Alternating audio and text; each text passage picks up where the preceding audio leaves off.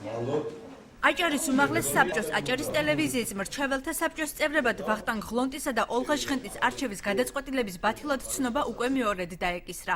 სააპელაციო სასამართლომ საქალაქო სასამართლოს გადაწყვეტილება ძალაში დატოვა. საკანონმდებლო ორგანომ ახალი დადგენილება უნდა გამოსცეს, რომლის მიხედვითაც ბეჟან გობაძე ბორდის სამკაციან შემადგენლობას დაემატება. ალბათ კიდევ ერთხელ შეიცვენენ თავს და ალბათ გაასაჩივრებენ საკასაციო წესით უზენაეს სასამართლოში.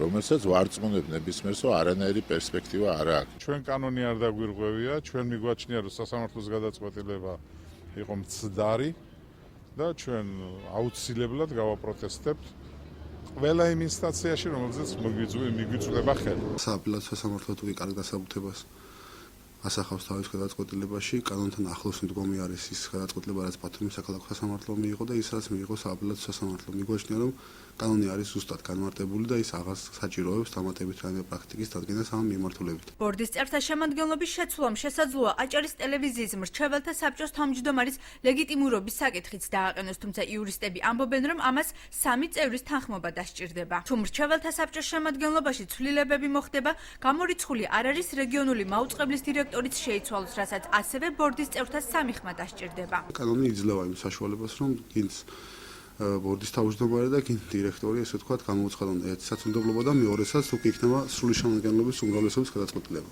ბაკონტროლებული ორგანო რას ჩათვლის საფუძვლად ეს არის მისი დასაბუთების საგანი. რომ მიიღოთ 3-ვე ხმა მაშინ თავის დროზე არჩევის დროს არანაირი პრობლემა არ ექნებოდა, მაგრამ მათ მიიღეს 2 ერთის წინააღმდეგ, ასე რომ 2 ხმა იქ რომლებიც ჯერჯერობით არიან ბორდში გადამწყვეტია. როგორი იქნება ბორდის ერთ-ერთი წევრის ნატა იმედაიშვილის გადაწყვეტილებები ბორდის ახალ შემადგენლობაში, მას წინასწარ საუბარი არ სურს. შესაძლო გადაწყვეტილებებზე საუბარს თავს არიდებს ბეჟან გობაძეც. ყველა სამუშაო პროცესში ვარ მეჩართული და ვიქნები თანმიმდევრული მათ თანამშრომლობაში. ეს არის ჩვეულებრივი მსჯელობის საგანი, როგორ გადაწყვეტილებას მიიღებენ ეს ადამიანები თვითონ.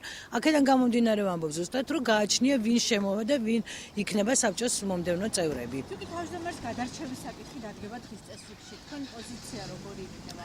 ხო, თუ შეიძლება მე ამ საკითხთან დაკავშირებით კომენტარისაგან თავს შევიკავ. ამას მე წინასწარ ვერ ვიტყვი, განხილვის საგანი თუ დადგება, იქნება მსჯელობა. თემაზე დღეს განცხადება ნაციონალურ მოძრაობაშიც გაკეთდა.